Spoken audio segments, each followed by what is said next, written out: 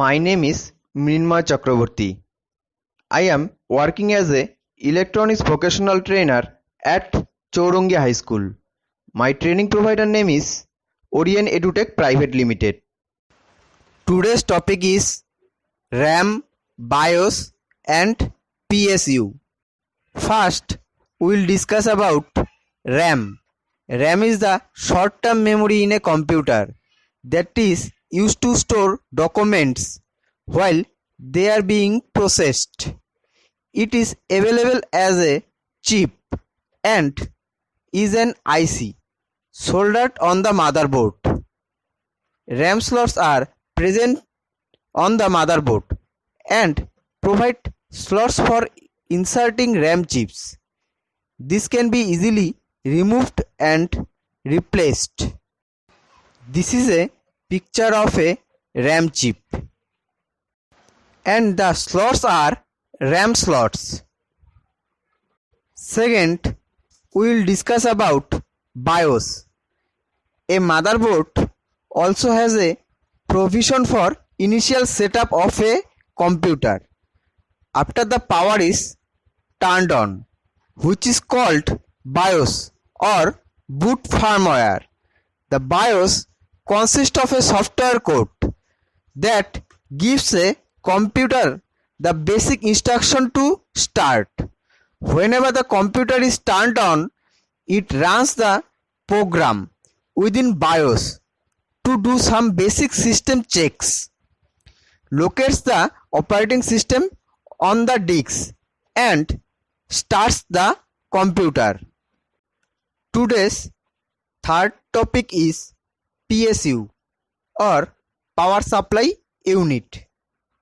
A PSU converts the input AC to low voltage regulated DC power for the internal components of a computer.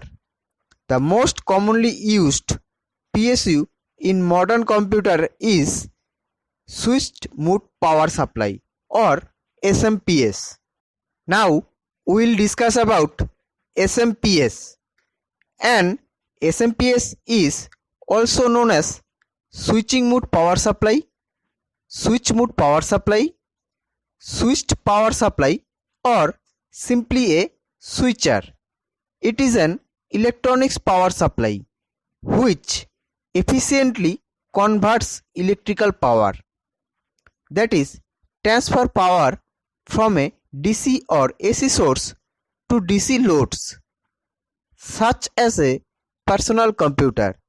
The conversion process of electrical power becomes more efficient with high input voltage and synchronous rectification. The following image shows an SMPS. The following figure shows the blocks diagram of a mains operated AC/DC SMPS with output voltage regulation.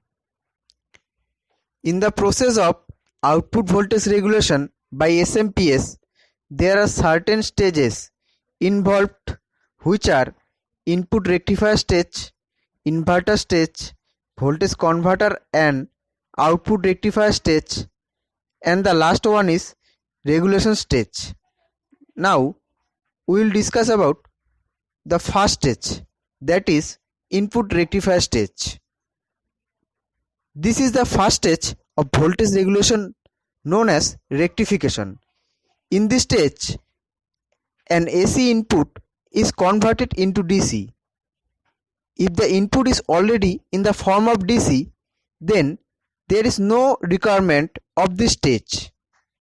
Now we will discuss about inverter stage. The second stage of voltage regulation converts the input DC, which comes either directly from the source or from the rectification stage, into AC. DC is converted into AC by passing it through a power oscillator. Third stage is voltage converter and output rectifier stage. The inverted AC should drive the primary winding of a transformer. If the output needs to be isolated from the input, this is turn makes the voltage higher or low to reach the desired output level on the secondary winding of the transformer.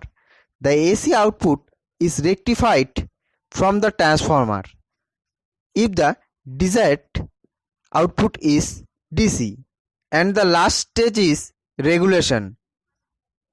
The output voltage is monitored by a feedback circuit and is compared with a reference voltage.